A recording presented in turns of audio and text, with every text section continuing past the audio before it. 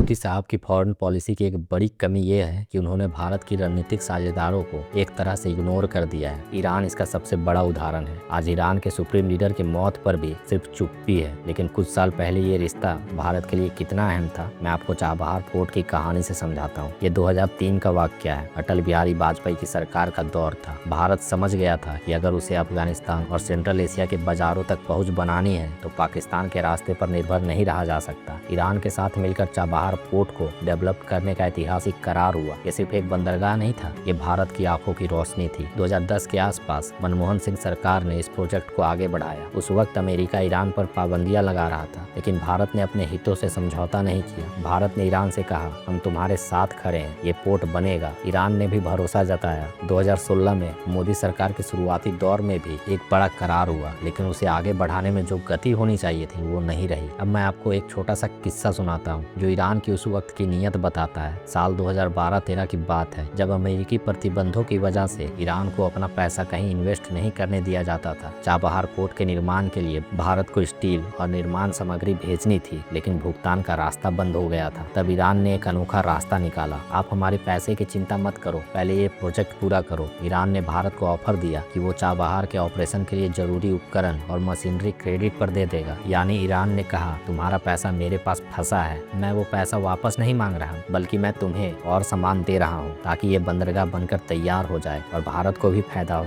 ये सिर्फ एक व्यापारिक सौदा नहीं था। ईरान ये समझ रहा था कि चाबहार सिर्फ ईरान ही नहीं बल्कि पूरे क्षेत्र की समृद्धि का रास्ता है। उसने अपने आर्थिक हितों से ऊपर उठकर साझा भविष्य की सोची। लेकिन आज की हालात क्या है? चाबहार प्रोजेक्ट में भारत की हिस्सेदारी को लेकर अनिश्चितता है। अमेरिका के दबाव में आकर हम ईरान से तेल खरीदना बंद कर चुके हैं। परंपरागत मित्र ईरान के सर्वोच्च नेता के निधन पर एक शोक संदेश भी नहीं भेजा जा रहा। आज हम इजराइल को फोन कर रहे हैं, यूएई को गले लगा रहे हैं, लेकिन चाबहार जैसे परियोजना में हमारी साझेदारी दांव पर लगी है। यही अंतर है। एक तरफ वो सरकार थी जो अमेरिका के दबाव के बावजूद ईरान से तेल लेना, यूको बैंक जैसी संस्थाओं को बचाने का फॉर्मूला निकालती थी, और दूसरी तरफ आज की सरकार है जो रणनीतिक साझेदारी को कमजोर कर रही है।